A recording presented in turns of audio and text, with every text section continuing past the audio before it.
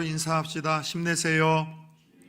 한 번만 더 인사합시다. 반드시 잘 될 겁니다. 우리 2월의 첫 주일 아침 하나님 앞에 또 예배로 시작한 우리 성도님들 힘내십시오. 하나님 우리와 함께하고 있는 한, 또 우리가 하나님 손에 붙들려 있는 한 그 끝은 해피엔딩으로 반드시 잘 될 줄 믿습니다. 아멘 하신 분들에게는 그 은혜가 2배 3배로 넘치기를 축원합니다. 중간에 껴든 분들에게도 그 은혜가 있었으면 좋겠어요. 좀 불편한 이야기를 외국 친구에게 들은 적이 있습니다. 한국 사람들은 유독 작은 나라에서 태어난 열등감 때문인지 이상하게도 큰 것에 대한 집착과 선호가 더 크게 나타난다는 것이죠. 처음에 이야기를 들었을 때는 좀 기분이 나빴습니다. 그런데 곰곰이 생각해 보니까 틀린 얘기는 아니더라고요. 조그만 땅덩어리에서 이름이 대한민국, 큰 나라와 큰 민족이라고 칭합니다. 최고의 지도자를 향하여 대통령이라고 일컫고요. 최고의 교육기관을 가리켜 대학교, 대학원이라 우리는 칭합니다. 길만 새로 깔면은요, 그렇게 큰 길도 아닌데 꼭 대로라고 이름을 짓고요. 그래도 강완대교 정도면은 괜찮습니다. 제가 잠깐 살던 서울에는요, 한강을 가로지르는 다리는요, 그렇게 크지도 않은데 다 그냥 한강 다리가 아니라 대교라고 이름을 붙입니다. 그것만이 아니죠. 항상 눈에 보이는 모든 사물들은 큰 것을 선호합니다. 큰 눈, 그죠? 큰 키, 큰 집, 큰 차. 저처럼 좀 큰 콧구멍을 선호하는 사람들이 있었으면 좋을 텐데 그런 건 아닌데 대부분 다 큰 것들을 선호하며 사는 사람들을 보면서 한국 사람들이 큰 것에 선호를 하고 집착한다는 그 이야기가 여러분들 이해가 되어지고 공감이 되어지는 거예요. 그런데 흥미로운 것은 큰 것에 대한 욕심과 집착은 눈에 보이는 사물만이 아니라 눈에 보이지 않는 어떤 인물론이나 혹은 인생관에도 영향을 끼친다는 것을 떠올리게 되었습니다. 예를 들어 우리는 어려서부터 부모님들에게 큰 꿈을 꾸어야 된다, 큰 인물이 되어야 된다는 이야기를 참 많이 듣고 자라왔어요. 그것만이 아니죠. 어느덧 우리가 어른이 되어서는 다음 세대 우리의 자녀와 자녀손들의 꿈을 물어보죠. 그리고 꿈이 고작 그게 뭐냐? 큰 꿈을 가져야지, 큰 사람이 되어야 되지. 그렇게 누군가에게 여러분 축복을 해주곤 했습니다. 그런데 문제는 큰 인물이나 큰 사람이 되는 것, 큰 꿈을 갖는 것은 상당히 좋은 일입니다. 저는 다음 세대, 우리 주일학교와 여러분들의 자녀 세대들이 큰 꿈을 가지고 큰 인물이 될 수 있기를 예수 그리스도의 이름으로 축원합니다. 날마다 그를 위해서 기도하고 축복하는 목사 중에 하나예요. 그런데 문제는 큰 인물, 큰 꿈에 대한 바른 정의를 내려주지 않다 보다 보니 여러분들 선입견과 잘못된 고정관념을 갖고 꿈을 갖고 큰 인물이 되고자 욕심을 내는 일들이 그동안 한국 사회에서 버젓이 벌어졌어요. 여러분, 큰 인물, 큰 사람은 어떤 사람들입니까? 한마디로 자기 분야에서 성공한 사람들 아닙니까? 그죠? 그래서 부자가 되고 큰 차를 타고 다니고 큰 집에서 살고 게다가 자기 이름 석자만 되면 모두가 알아주는 어떤 권력과 명예를 가지고 있는 사람, 무엇 하나 부족함 없이 사는 사람, 이런 사람들을 큰 인물, 큰 사람이라고 우리는 떠올리며 그런 인생이 되기를 우리 자신도 꿈꿔왔고 우리 다음 세대들에게 여러분 도전을 하고 있습니다. 그런데 문제는 큰 인물, 큰 사람에 대한 지금까지의 개념들은 사실 세상의 기준과 관점으로 평가하는 그런 큰 사람, 큰 인물 아니겠습니까? 예수 믿는 하나님의 사람들에게 있어서 큰 인물에 대한 정의는 좀 세상의 기준과 판단과는 달리 하나님의 판단과 기준이 필요한 시점은 아닐까 싶습니다. 왜냐하면 어떤 사람이 세상적인 기준과 관점으로는 분명히 성공한 거 맞아요. 그의 이름 석자가 유명하고 남들보다 큰 차 타고 다니고 큰 집에서 살고 있고 여러분 명함에 괜찮을 만한 직함이 찍혀 있는 걸 볼 때 세상에서 분명히 성공한 사람들이 있습니다. 그러나 그가 하나님 앞에 섰을 때 하나님의 기준과 평가는 전혀 다른 인생들도 얼마든지 있을 수 있는 것 아니겠습니까? 세상에서 볼 때 성공한 인생이고 분명히 큰 사람, 큰 인물이지만 하나님 보실 땐 그렇지 않은 인생들이 있다는 것, 저는 그렇게 생각을 합니다. 반면에 세상에서는 참 초라해요. 직함 하나 내놓을 것 없고 직업 하나 변변치 않고 건강 하나 무엇 하나 세상적인 조건과 기준으로는 자랑할 것 하나도 없지만 그러나 그가 하나님 앞에 섰을 때 누구보다도 참 크고 위대한 인생이었다라고 칭찬받고 인정받을 만한 인생들이 얼마든지 있지 않겠는가 싶은 생각을 갖습니다. 여러분, 그런 의미에서 오늘 함께 읽었던 본문에서도 좀 그런 인물이 등장을 합니다. 세상적인 기준에서는 루저예요. 실패자예요. 참 멍청한 사람이지만, 그러나 세상의 기준과는 달리 하나님으로부터 큰 자, 큰 사람, 큰 일꾼이라고 인정과 칭찬을 받았던 한 사람이 등장을 하는데, 따라서 해봅시다. 세례 요한. 예, 세례 요한이라는 인물입니다. 사실 세례 요한이라는 이 이름은요, 요한이 들려주는 그분의 이야기 두 번째 시간에 잠깐 제가 여러분에게 언급한 적이 있습니다. 자, 요한복음을 기록한 요한은요, 예수님의 12 제자 중에 한 사람이 요한이었었고, 지금 소개하는 세례 요한은요, 또 다른 요한이었었어요. 예수님보다 무려 6개월 먼저 태어나서 예수님이 이 땅에 오신 하나님의 아들이요 구원자이심을 사람들에게 소개하는 일을 감당했던 이가 바로 세례 요한입니다. 사실 그는요, 요즘 친구들 말로 이야기를 하자면 금수저를 물고 태어난 노열 패밀리였었어요. 그의 아버지는 제사장이었었고, 사가랴라는 그 아버지는요, 아주 유명한 제사장 가문에 또 반열에 있었던 인물이었습니다. 그런데 하나님의 은혜를 구하며 광야에 들어가 수많은 사람들에게 회개의 메시지를 선포하고, 여러분, 요단강에서 세례를 주는 역할을 평생 감당을 했어요. 그의 강직하고 고진 그 성품 때문에 그 당시 최고의 권력자였었던 이 헤롯 대왕의 어떠한 이 악행에 대해서, 그의 어떠한 이 죄악에 대해서 그렇게 이 지적을 하고 책망을 했다가 이 헤롯에게 의해서 감옥에 그는 여러분 갇힙니다. 그리고 비참하게도 이 참수로 인해서 목이 날아가 죽었던 인물이 세례 요한이죠. 세상적인 기준으로 보자면은요, 실패한 인생 아닙니까? 부모 잘 만나고 좋은 백이 있었지만 그것을 활용하지 못하고 30대 초반에 여러분 요절한 인생, 얼마나 비참합니까? 누구보다도 여러분 많은 인기를 얻고 많은 사람들에게 추앙을 받았었던 인물이죠. 그가 참 선지자라고 해서 수많은 사람들이 모여들었습니다. 혹시나 그가 메시아는 아닐까 싶어서 많은 사람들이 관심을 갖고 그에게 묻기도 했어요. 그가 마음 한번 잘못되이 갖고 결심을 하게 되면은요, 거짓 선조자로서 모든 성공과 명예와 인기를 누리며 또 다른 지도자의 역할을 감당할 수 있을 만한 조건을 가지고 있는 사람이었습니다. 그런데 그 모든 조건들을 다 내려놓고서 여러분들 바른 말 하다가 하나님의 뜻을 이루다가 30대 초반에 목이 달아나 죽은 사람이라고 한다면 세상적인 기준과 평가에선 철저한 누저입니다. 실패자이죠. 참 멍청한 인생, 바보 같은 삶을 산 사람이라고 우리는 그렇게 그에 대해서 평가할 수 있습니다. 그러나 이런 평가로 형편없이 살다간 그를 향하여 여러분, 하나님은요 전혀 다른 평가를 내리고 있어요. 우리 누가복음 7장과 요한복음 11장을 보면 세상적인 기준으로 실패자요 바보 같은 삶을 살았던 세례 요한을 가리켜 주님은 이런 평가와 인정을 해주십니다. 한번 띄워주시겠어요? 내가 너희에게 말하노니 여자가 낳은 자 중에 요한보다 어떤 자가 없다고요? 큰 자가 없대요. 마태복음 11장에서도 또 그 요한이라는 인물에 대해서 주님이 이렇게 언급을 합니다.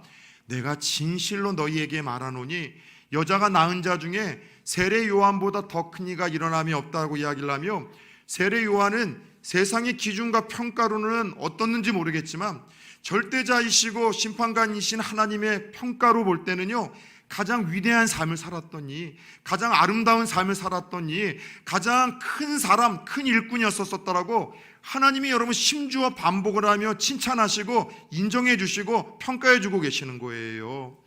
여러분, 살면서 누군가로부터 이런 작은 인정과 칭찬을 받아도 참 행복한 것이 우리네 인생 아니겠습니까? 왜 많은 분들이 교회에서 열심히 신앙생활하다 실족을 합니까? 왜 학교에서, 직장에서 여러분들 자꾸 상처를 받고 직장에서는 이직을 여러분 자꾸 고려하는 줄 아세요? 다른 것 아니더라고요. 인간관계예요. 인간관계에서도 자기의 수고와 그 공헌에 대해서 적절한 보상이 칭찬이나 인정이나 격려로 오지 않을 때 교회에서 봉사하다가 시험이 들고요, 학교나 직장에서도 여러분 힘들어서 이직을 여러분들 희망하고 있다는 것을 저는 상담을 통해서 깨닫게 되었습니다. 여러분, 가정에서도 우리가 왜 쉽게 낙심하고 절망합니까? 내가 한 거에 대해서는 누군가가 좀 알아줬으면 좋겠어요.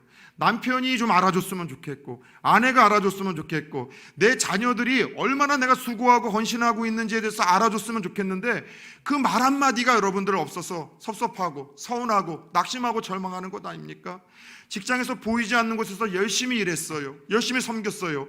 동료가 좀 알아주면 좋고 상사가 알아주면 좋은데, 그걸 알아주지 못하고 인정해주지 못하다 보니 자꾸로 마음이 힘들어지는 것 아니에요? 교회에서도 마찬가지죠. 사실 사람들의 인정이나 박수갈채 바라보면서 봉사했던 건 아닙니다. 그러나 인간인지라 이렇게 섬기고 헌신하고 땀 흘리면 누군가가 조금 알아서 인정해주고 격려해주고 칭찬해주면 좋으련만, 여러분, 그런 복상이 적절히 돌아오지 못할 때 우리는 신앙임에도 불구하고 흔들릴 때가 있다는 것이죠. 누군가에게 내가 여러분 걸어온 길들에 대해서 인정과 칭찬을 받는다면 이거만큼 행복한 인생이 어디 있겠습니까? 여러분들, 성공한 인생이라고 할 수 있지 않겠습니까? 그런데 사람으로부터 인정과 칭찬을 받아도 행복과 기쁨이 주어지는데, 하물며 하나님으로부터 우리가 살아온 그 길에 대해서 평가를 받을 때 참 착하고 충성하다, 참 위대한 삶을 살았다, 아름다운 삶을 살았다, 내가 볼 때 너처럼 참 큰 인물, 큰 일꾼이 없었었다라는 인정과 칭찬을 받는다면 여러분, 우리네 생이 얼마나 행복하겠어요. 주님 앞에 섰을 때 이런 인정과 칭찬을 받을 수 있다면 성공한 인생이라고 할 수 있지 않겠습니까? 바라기는 부산 초원교회 성도님들 모두가 세상에서도 성공한 인생들이 될 수 있기를 축원합니다. 그러나 그거보다도 하나님 앞에 섰을 때 내가 걸어온 길에 대한 그 평가의 시점에서 정말로 위대한 삶을 살았고, 가치 있는 삶을 살았고, 의미 있는 삶을 살았고, 큰 인물로 큰 일을 해놨다는 인정과 칭찬을 받을 수 있는 또 다른 주인공들 되어질 수 있기를 예수 그리스도의 이름으로 축원합니다. 그렇다면 하나님이 인정하시는 큰 인물, 큰 일꾼, 큰 사람은 어떤 이들일까요? 도대체 세례 요한은 세상의 기준과 평가로 볼 때는 분명한 실패자임에도 불구하고 하나님은 그의 삶의 어떤 면모를 보고 그를 큰 사람이라, 가치 있고 의미 있는 위대한 삶을 살았다라고 칭찬해 주셨을까요? 첫 번째, 그는요, 자신의 정체성과 사명을 깨달아 알았던 사람이에요. 자신의 정체성을 알았어요. 자신이 사명이 무언지를 알고 평생 죽을 때까지 붙들고 살아왔었던 인생임을 그의 마지막 생애를 다루는 본문에서 하나님은 힘주어 우리에게 소개를 합니다. 오늘 본문은 이런 사건이에요. 어느 날 세례 요한의 제자들이 스승 세례 요한을 찾아왔습니다. 그리고 시기 어린 이런 불평을 하는 거예요. 스승님 알고는 있습니까? 예전에 스승님께서 그 요단강에서 세례를 주었던 사람이 있잖아요. 스승님께서 증언했었던 이가 있잖아요. 여러분, 그냥 예수라고 이야기를 하면 되지 뭐 이렇게 빙빙 둘러서 이야기를 합니까? 마음속에 좀 뭔가 이 불편함이 있었던 거예요. 안 좋은 감정이 있었던 거예요. 누가요? 세례 요한의 제자들이. 누구에게요? 예수님에게요.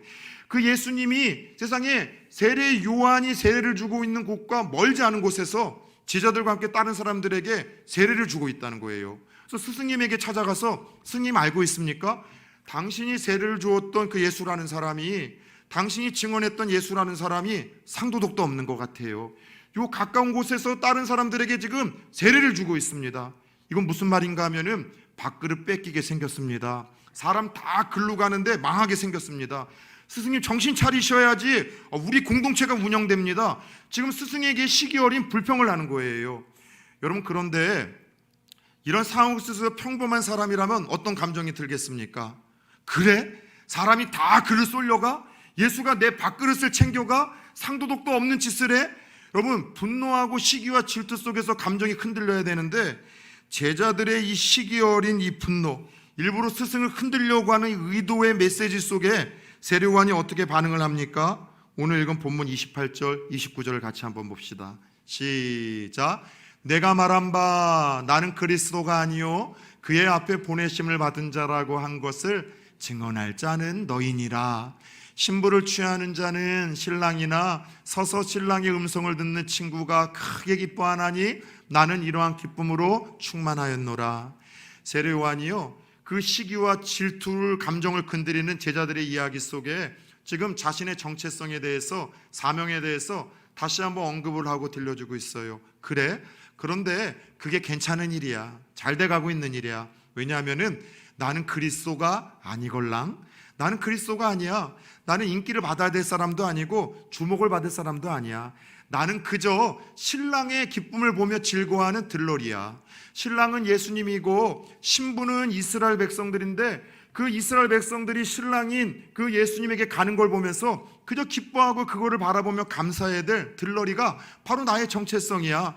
나는 그리스도도 아니고, 그리고 신랑의 들러리이고, 더 나아가 그 예수가 하나님의 아들이요 구원자이심을 세상에 소개하기 위해서 앞서 보냄받은 바로 그 사람이라고 자신의 정체성과 사명에 대한 이야기를 들려주며, 이 시기와 질투에 휘둘릴 수 있는 위기 속에서 오히려 이 제자들을 지금 여러분 격려하고 있는 거예요. 여러분, 그래요. 오늘날 하나님이 찾으시고 인정하시는 큰 인물들 어떤 사람들인 줄 아세요? 자신의 정체성을 아는 거예요. 자신이 누구인지, 자신이 뭘 할 수 있는지, 더 나아가 자신이 왜 살고 왜 존재하는지 자신의 사명을 아는 사람들이 여러분 하나님 보실 때는 큰 인물, 큰 사람, 위대한 생애라고 할 수 있어요. 그런 의미에서 저와 여러분들의 정체성은 무엇입니까? 저와 여러분들의 정체성은 무엇입니까? 여러분, 저와 여러분들의 중요한 정체성이 하나 있는데 따라서 해봅시다. 성도. 네. 저와 여러분들은요, 하나님의 자녀들에게 주신 가장 중요하고 고귀한 우리의 신분과 정체성을 가리켜 성도라고 말씀을 하세요. 성도라는 것은 거룩할 성 무리도라고 해서 거룩한 백성들, 구별된 백성들이라는 뜻이 있어요. 오늘 한국교회가 욕을 먹고 목사가 욕을 먹고 성도가 욕을 먹는 이유가 무엇입니까? 세상 사람들도 알고 기도해요.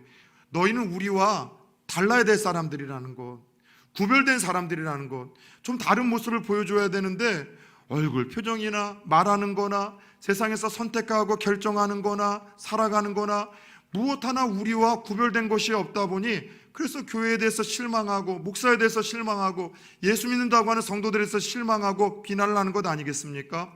여러분, 우리의 중요한 정체성 신분은요, 성도예요. 우리는 세상에서 세상 사람들과 믿는 하나님의 백성들이 무엇이 다른지를 끊임없이 보여줘야 될 사람들이에요.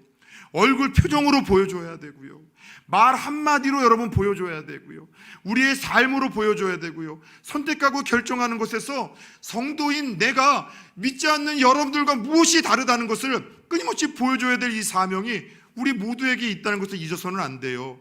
여러분, 저와 여러분들에게는 가장 고귀하고 중요한 이 정체성, 어떤 정체성이요? 성도라는 정체성이 있어요. 구별된 모습을 보여줘야 되고, 구별된 삶을 보여줘야 되고, 정직하게 살고 성실하게 살고 탁월하게 살고 깨끗하게 삶으로 말미암아 예수 믿는 우리와 당신들이 이렇게 다르다는 것을 보여줘야 될 성도라는 정체성이 저와 여러분들에게 이미 주어진 정체성이라는 사실을 잊지 마시기를 축원합니다. 더 나아가 우리에게 주어진 또 다른 교회 안에서의 정체성이 있다면 직분이라는 정체성이 있어요. 중직자라는 정체성을 가지신 분들이 있습니다.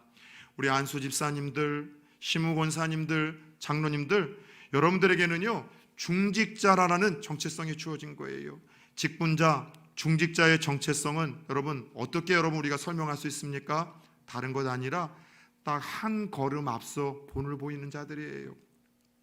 저는 직분 세미나를 할 때마다 꼭 빼놓지 않고 하는 이야기가 있습니다. 여러분, 직분자는 어떤 사람들인 줄 아십니까? 딱 한 발 앞서 본을 보이는 사람들입니다. 한 발만 앞서 예배는 이렇게 드리는 겁니다. 한 발만 앞서 기도는 이렇게 하는 거예요. 한 발만 앞서서 하나님은 이렇게 사랑하는 거고요, 딱 한 발만 앞서서 하나님은 이렇게 우리가 이웃과 또 우리 성도들을 섬기는 겁니다. 본을 보이는 사람들이 직분자예요. 두 발, 세 발 앞설 필요도 없다니까요. 두 발 앞서면 선구자가 되고 세 발 앞서면 순교자가 된다고 했잖아요. 거기까지 가지 않아도 돼요. 내가 하나님 앞에서 안수 집사로, 권사로, 장로로, 목사로 직분을 받는 순간 서원했던 거는, 하나님, 내가 모든 사람들보다 앞서 본을 보이는 한 발 앞서는 하나님의 일꾼이 되겠습니다. 그 신분을 고백하고 서원하는 시간인 것이죠. 여러분, 어떻게 하나님을 사랑하고 어떻게 교회를 사랑하고 어떻게 성도들을 사랑하는지에 대해서 한 발 앞서서 본을 보이는 것, 여러분, 이것이 바로 직분자라는 것인데, 여러분, 우리에게는 이 성도라는 정체성과 직분자라는 이 정체성이 주어졌어요. 잊으셔서는 안 됩니다. 더 나아가 저와 여러분들에게 주어진 사명은 무엇입니까?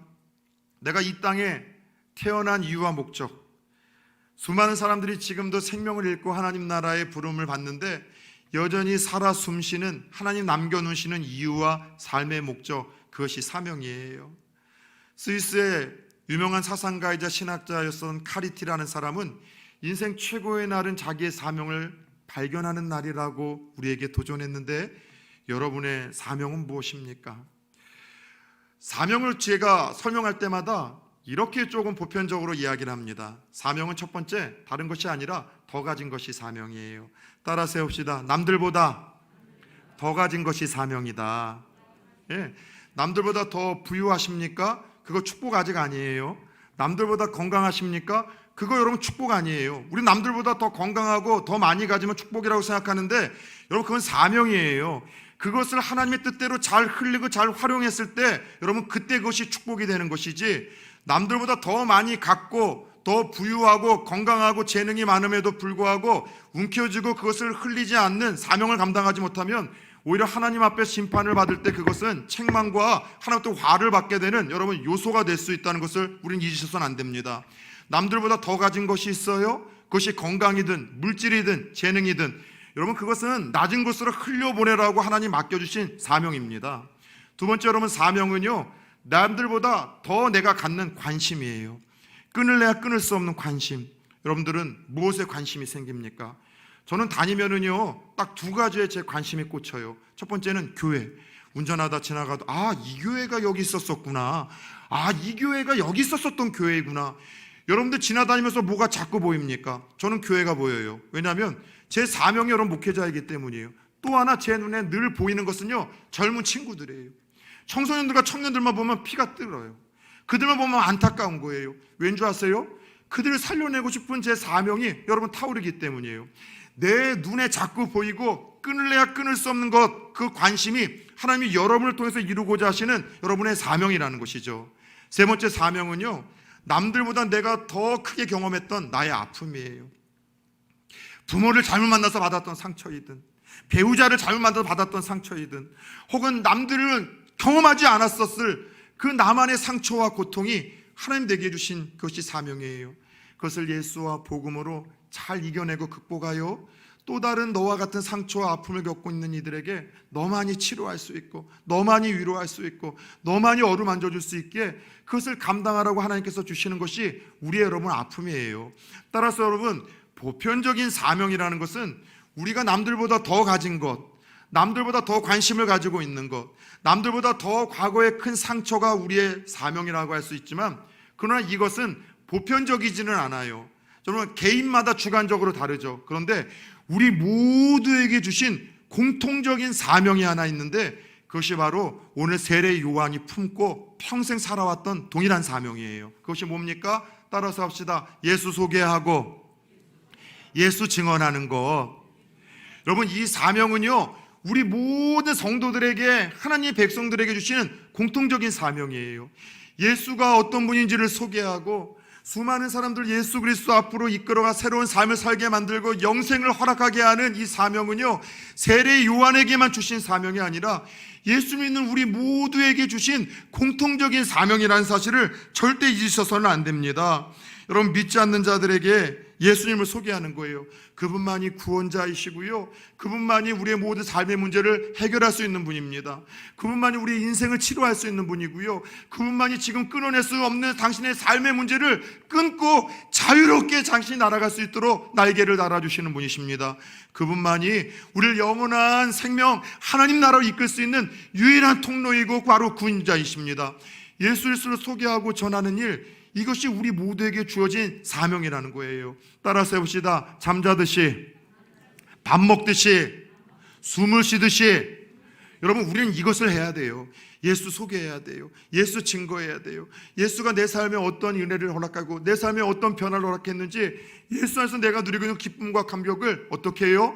여러분 전도회나 어떤 전도의 대회나 전도 축제가 있을 때만이 아니라 자연스럽게 밥 먹듯이, 잠자듯이, 숨을 쉬듯이 해야 될 이 세례 요한의 사명이 우리 모두에게 주어졌다는 것이죠. 여러분 그래요, 자신의 정체성을 알고 자리를 지켜내는 사람, 더 나아가 자기에게 주신 이 사명을 기억하고 이 예수 그리스도를 믿지 않는 이들에게 세례요한처럼 소개하고 증거하여 생명을 얻게 하는 일, 이거만큼 하나님이 보실 때 가장 위대하고 가장 가치 있고 가장 여러분 의미 있는 여러분 큰 일은 없다는 사실을 오늘 우리가 가슴에 새길 수 있는 그런 아침이 되어질 수 있기를 예수 그리스도의 이름으로 축원합니다.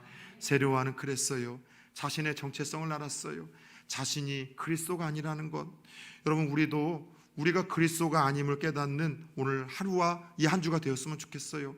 그리스도가 아닌데 자꾸 인기를 받기를 원해요. 사람들이 나만 주목하기를 원해요. 나만 높여주기를 원해요. 그래서 그것 때문에 교회에서 자꾸 상처받았다고 이야기를 하고, 시험 들었다고 이야기를 하고, 교회 안 다니겠다고 이야기를 하고, 직장 때려치겠다고 이야기를 합니다. 우리는 그리스도가 아니에요. 왜 내가 인기를 얻어야 됩니까? 왜 내가 주목을 받아야 됩니까? 왜 내가 나만이 존귀를 받아야 됩니까? 우리는 여러분 들러리로서 여러분 우리는 겸손하게 우리에게 주신 정체성을 기억하고 그저 자리를 지켜낼 뿐이에요. 어떤 정체성이요? 성도로서 세상에서 믿지 않는 사람들과 무엇이 다른지를 끊임없이 보여주십시오. 얼굴 표정으로, 말투와 그 말의 온도로, 더 나아가 선택과 결정의 그 딜레마 속에서 말씀을 따라 하나님의 뜻을 따라 선택함으로 우리는요 당신들과 다르다는 것을 보여주며 감동을 시켜주십시오. 더 나아가 끊임없이 예수 그리스도를 증거함으로 말미암아 오늘 세례요한이 자신의 정체성과 사명을 깨닫고 그것을 지켜내므로 하나님부터 큰 자, 큰 일꾼이라 위대한 삶을 살았노라 칭찬을 받았던 것처럼 저와 여러분들이 또 다른 그런 주인공들의 대열에 설 수 있기를 예수의 이름으로 축원합니다. 두 번째, 오늘 세례요한은 주님의 흥함을 보며 기뻐했던 사람입니다. 몇 번 말씀을 드렸듯이 신학을 하게 되면은 비교 종교학이라는 학문을 좀 배웁니다. 우리 기독교가 세상의 종교와 무엇이 다른지를 알기 위해서는 세상에 있는 모든 종교들을 다 좀 공부해야 되잖아요. 그래서 타 종교와 더불어 샤머니즘에 대한 어떤 공부를 좀 할 때가 있어요. 이거를 비교 종교학이라고 하는데, 이 비교 종교학을 하다 보면 세상에 있는 종교는 딱 두 가지로 구분이 됩니다. 따라서 해볼까요? 고등 종교, 하등 종교. 세상에 있는 종교는 고등 종교와 하등 종교로 구분이 되어지는데, 이 고등과 하등 종교로 어떻게 구분이 되는가 하면 쉬워요. 그 종교에 따르는 심취해 있는 신자들이 자신이 믿는 신과 또 그 신의 뜻을 따라 자기 부인과 헌신과 희생이 있느냐 없느냐를 따라서 고등 종교와 하등 종교로 나누게 되더라는 것이죠. 자, 구체적으로 다시 한번 이야기를 해봅시다. 자신이 믿는 신과 그 신의 뜻을 알면서도 신자가 자기의 부인 그리고 자기의 희생, 헌신이 사라졌다면 여러분 그 종교는 하등 종교로 구분이 되어집니다. 심지어 기독교라 할지라도 자기의 유익과 축복을 위해서 자신이 믿는 하나님과 그 성경을 이용을 하고 수단화 삼는다면은요, 샤머니즘, 기독교가 샤머니즘, 더 나아가 기복주의의 종교와 조금 더 다를 바 없는 하등 종교로 전락을 하는 거예요. 그러나 반면에 자신이 믿는 신과 교를 위해서 그 신자의 자기 부인과 희생과 섬김이 자기의 유익보다 앞선다면은 고등 종교, 위대한 종교로 그렇게 평가를 받습니다. 여러분들, 성숙한 종교, 성숙한 신앙인이 바로 이런 데서 판가름이 난다는 거죠. 마찬가지로 교회 안에는 하나님의 자녀들 중에는 여러 일꾼들이 있습니다. 성숙한 일꾼들이 있을 것이고 미성숙한 일꾼이 있을 것이고, 또 아까 이야기했던 것처럼 하나님 앞에서 고상한 하나님의 자녀들이 있을 것인가 하면 저등한 하나님의 자녀들이 있을 수도 있겠죠. 성숙한 신앙을 가진 사람들, 하나님 나라에서 큰 자로 인정받는 위대한 삶을 사는 사람들은 누군가 하면은요, 다른 것이 아니에요.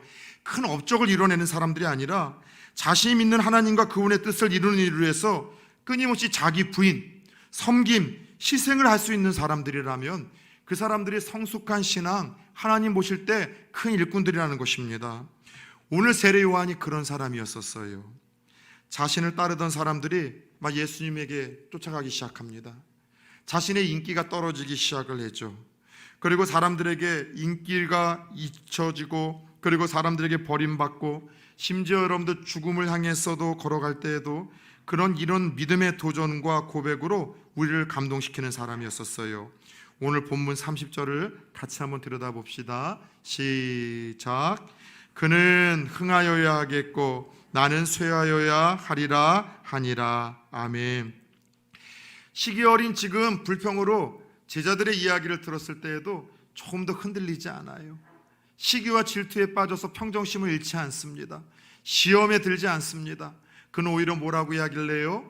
주님은 흥하여야 되고 그분이 흥할 수 있다면 나는 쇠하여지고 작아지는 것이 마땅하다.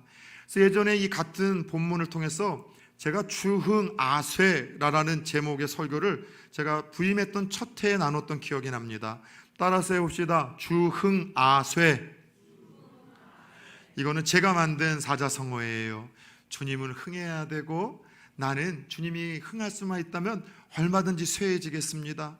여러분, 이것이 세례 요한의 믿음과 삶의 자세였었어요. 그래요. 하나님 보실 때 참으로 큰 자들, 위대한 생애를 사는 사람들은요, 오늘 세례 요한처럼 하나님 앞에서 그분이 영광 받을 수 있다면, 그분이 찬양만 받을 수 있다면, 나를 통해서 높임만 받을 수 있다면 대체 오케이, 저는 그 기쁨 하나면 끝입니다. 저의 섬김과 헌신과 제 어떠한 불이익을 통해서 교회가 든든히 세워질 수 있고 많은 이들이 하나님을 향하여 하나님을 만날 수 있다면 대체 오케이, 저는 그것을 인하여 만족하고 기쁨을 누립니다. 때로는 믿음이 흔들릴 때도 있겠죠. 그럼에도 불구하고 끝까지 하나님 나라와 그분의 뜻을 위해서 여러분 끝까지 나 자신의 부인과 희생과 섬김과 희생을 하는 사람들, 세상 사람들이 볼 때는요 멍청한 사람들이죠. 바보같이 믿는 사람들이죠. 그런데 하나님은 바로 그들이 위대한 자들이고 위대한 삶을 이뤄낸 큰 사람, 큰 일꾼들이라고 칭찬하시고 인정해 주시겠다는 것이죠. 저는 말씀을 준비하면서 계속해서 떠올려지는 분들이 좀 교회 안에 있었어요. 첫 번째는 일부 예배에 나오는 우리 교사들입니다. 주로 청년들하고 우리 또 교사 선생님들이 일부 예배들 많이들 나오시는데 그들을 볼 때마다 참 마음에 뭉클한 감동이 있는 거예요. 똑같이 젊은 나이에 자고 싶을 텐데, 좀 더 쉬고 싶을 텐데, 편안하게 믿고 싶을 텐데 교사한다고 누가 인정해 줍니까? 세상에서 교사한다고 이야기를 하면 그게 무슨 이력이 되겠습니까? 오히려 조금 너무나 과도하게 믿는 사람 아니야? 그렇게 여러분 눈총이나 받겠죠. 믿지 않는 가족들에게도 여러분들 그렇게 미친 듯이 믿어야 될 필요가 있겠냐? 칭찬이 아니라 핀잔을 받을 겁니다. 그럼에도 불구하고 이른 아침에 나와서 그렇게 예배드리고 각자의 자리에 가서 다음 세대를 위해서 기도하고 헌신하고 그렇게 쏟아내는 그분들을 보면서 마음에 막 감동이 있는 거예요. 세상 사람들이 볼 때는 큰 사람들 아닙니다. 그런데 하나님 보실 때는 너무나 크게 보시고 사랑스럽게 보시진 않을까요? 토요일마다 저는요 늘 하나님 앞에 감사하기도 하고 제 자신의 한 주의 삶에 대해서 원망하거나 불평한 것에 대해서 회개하는 시간을 매주마다 가져요. 그런데 뭘 보면서 갖는가 하면은 항상 토요일마다 오셔서 교회 청소하시는 분들 때문에 내가 목사로서 더 낮아져야지, 더 열심히 섬겨야지, 나도 꾸준히 일을 해야지, 나는 직업으로서 사례를 받으면서도 일을 하지만 저분들이 저렇게 섬기고 헌신하는데 내가 교회가 조금 작아서 이런 일을 목사가 해야 하면서 생각했던 일들이 얼마나 부끄러운지를 모르겠는 거예요. 여러분 벌써 몇 년 동안 날이 구주나 추우나 더우나 교회에 나와서 토요일마다 청소하시는 분들이 있어요. 여러분들 여기서 예배를 편안하게 깨끗한 곳에서 드리지만 매번 여러분 쓸고 닦고 물걸레질 하시고 줄을 마치시는 분들이 항상 소수의 분들이 있어요. 조성환 장로님, 남기서 장로님, 그리고 여러분들 또 우리 김영철 장로님, 죄송하지만 김영철 장로님은 자꾸 어린 딸 그 아기를 데리고 와서 유모차에 앉혀놓고 청소를 하길래 추운 날에 제가 얘기를 하면 조금 불편하실 것 같아서 제 아내를 통해서 전달을 했어요. 장로님, 아기를 보셔야 되는 날이면 오지 않으셔도 돼요. 저희가 할 테니까 오지 마시라고 얘기를 했는데도 어제도 또 아기 또 데리고 앉혀놓으시고 그 추운 날 쓸고 닦으시는 거예요. 올 한 해서부터는 젊은 한 청년, 고시 준비하는 청년이 나오기 시작을 합니다. 또 왜 청소를 하러 나오냐? 피곤할 텐데 공부해야 되는데. 처음 저희 교회를 통해서 예수를 만난 청년이에요. 목사님, 하나님부터 받은 게 너무 많은데 무언가를 하고 싶은데 자기 주어진 상황과 여건에서 할 수 있는 것이 이거밖에 없다라고 이야기를 하며 토요일마다 일침에 와서 같이 장로님들하고 청소를 하는 거예요. 조금 늦었을 경우에는 지하 주차장에 가서 여러분들 차를 대는 곳에 물을 뿌리고 청소를 하고 쓰레기를 주면서 그렇게 하시는 분들이 있어요. 무엇 때문에 하는 걸까요? 다른 것 아니에요. 정말 주님 사랑하는 거예요. 하나님 사랑하기 때문이에요. 정말 여러분 세상에서 볼 때 그분들이 어떻게 큰 사람이겠습니까?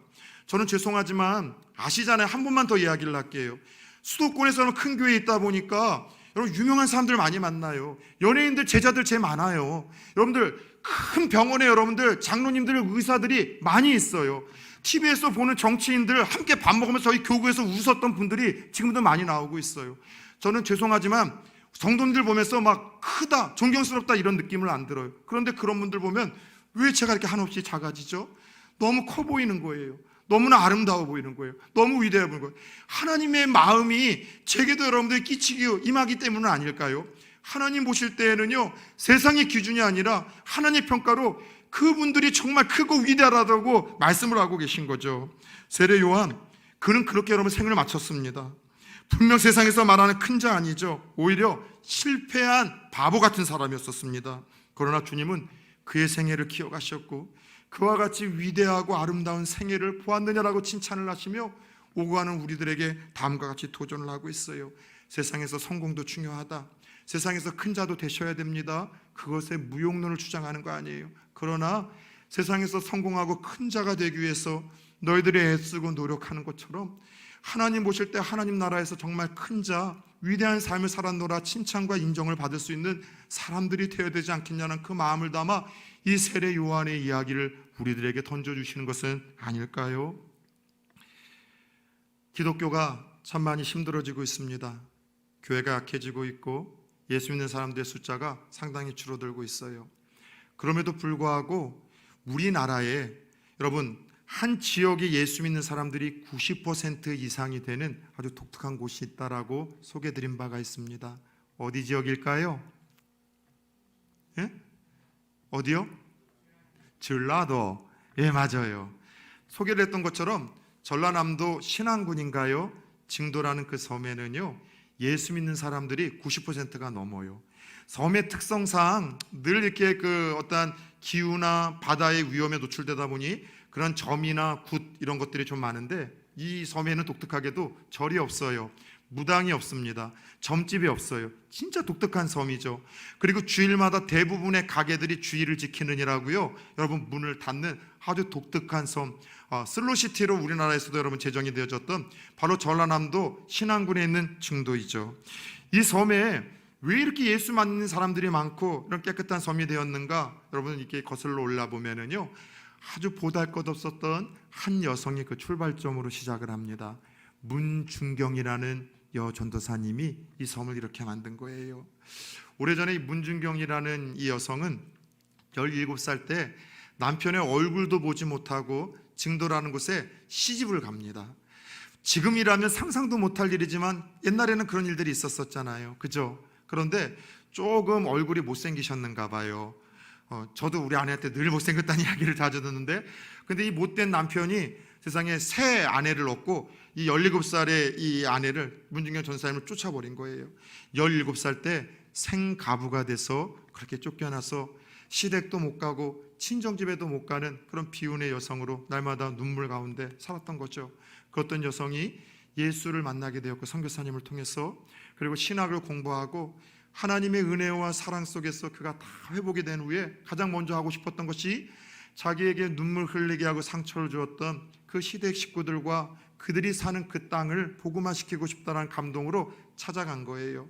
그래서 여러분들 나룻배를 타고서 늘 때마다 일마다 그 섬에 들어가 어린아이들에겐 선생님처럼 주일학교 찬양도 가르쳐주고 율사불법도 율동도 가르쳐주고 글도 가르쳐주는 선생님의 역할도 하고, 때로는 우편 배달부처럼 편지나 소포도 전달을 해주고 간호사처럼 약도 좀 사다 주고, 누군가 아플 때는 눈물로 기도하면은 정말 전도사님의 기도에 치료 회복의 역사가 일어났다고 지금도 간증을 하고 있습니다. 그리고 이 여전사님이 오고 가면서 1년 동안 전도를 하면서 그 신었던 이 신발, 그 고무신이 1년에 9켤레를 갈아야 할 만큼 그렇게 여러분 섬마다 물이 빠지면 돌아다니면서 복음을 전하고, 누군가에게는 간호사로, 누군가에게는 우편 배달물로 해서 복음을 전하는 역할들을 평생 해오신 것이죠. 전도사님이 결국은 이곳에 3개의 교회를 세우셨고 3개의 기도처를 세우셨고 30명이 넘는 목회자를 배출했는데요, 그 목회자들 중에는요 CCC의 우리 초대 김준건 목사님도 바로 이 문중경 전도사님의 제자, 어렸을 때 주일학교에서 훈련받으신 분이고, 치유학교의 일대 원장이셨던 정태기 목사님, 저도 그분 만나서 은혜 참 많이 받았는데, 그분도 이분의 주일학교 제자로 이 신안지 징도에서 문중경 전도사님 훈련을 통해서 복음을 듣고 그렇게 한국 교회를 변화시키는 걸쭉한 인물들이 배출된 것이죠. 그리고 이 문중경 전도사님은 6.25 때 피하지 않고 교회를 지키고 성도들 지키려다가 대신 자기가 희생당하셔서 죽창에 찔려 돌아가셨는데, 그 당시 최고의 장례 행렬을 이루었다는 백범 김구 선생님보다도 문중경 선생님 돌아가실 때는 더 많은 인파들이 모여서 눈물로 우리 전도사님의 천국 환송을 그렇게 여러분들 보내드렸다는 이야기를 들었습니다. 그리고 후에 전도사님을 따르던 48명의 이 순교자가 이 징도에서 배출이 되어졌어요. 제가 기념관에 지금도 가보니까 순교자 하면 우리는 50, 60 인생 좀 다 사셨던 분이라고 생각하는데 12살, 13살 그런 주일학교 친구들이 그렇게 전도사님을 따라서 끝까지 복음 전하고 복음을 이렇게 붙들다가 그렇게 여러분 6.25 때 순교를 한 이야기를 듣고, 저는 그 기념관에서 순교자들의 이름과 나이를 보다가요 그냥 울컥 눈물이 막 터져버렸어요. 그리고 한 여인의 그 희생과 헌신을 통해서 하나님이 그 작은 땅과 더 나아가 한국 교회에 이루었었던 이 놀라운 일들을 보면서 참 많은 감동과 도전을 받고 온 기억이 있습니다. 이전에는 큰 차를 몇 대씩 대절을 해서 1박 2일 꼭 제가 탐방을 했었는데, 부산 초원교회도 코로나가 좀 끝나면 청년들을 먼저 한번 1박 2일로 걸로 데려가고 싶고 성도님들과도 함께 꼭 한번 가보고 싶어요. 사랑 여러분, 한 여인으로 인해서 그 은혜와 축복이 세상에서는 이름도 몰랐었을 한 여인을 통해서 보이지 않게 한국교회가 축복을 받았었고, 그 땅에도 지금도 하나님의 은혜와 축복이 흘러가고 있는 것 아니겠습니까? 사람은 얼마나 오래 사느냐, 잘 사느냐도 중요하죠. 그러나 그보다 더 중요한 것은 얼마나 가치 있게 살다가 의미 있게 살다가 죽느냐가 더 중요한 것 아니겠습니까? 사랑하는 여러분, 하나님은 지금도 문중경 전도사님과 오늘 이름도 빛도 없이 스쳐 지나간 세례 요한과 같은 영적 거인들, 큰 자들을 찾고 계십니다. 자신의 정체성을 알고 그 자리를 지켜내는 자들, 예수 그리스도를 소개하고 중아세의 삶과 믿음을 회복함으로 세상에 자기 자신을 예수님처럼 선물로 내어줄 수 있는 자들을 찾아내신다는 거죠. 저와 여러분들이 그런 중아세의 삶을 살았던 우리 문중경 전도사님, 세례 요한과 같은 삶을 삶으로 하나님께 인정받는 큰 삶을 살아보겠노라 한번 결단과 다짐을 하는 시간이 되지는 않겠습니까? 그런 은혜가 있기를 축원합니다. 주신 말씀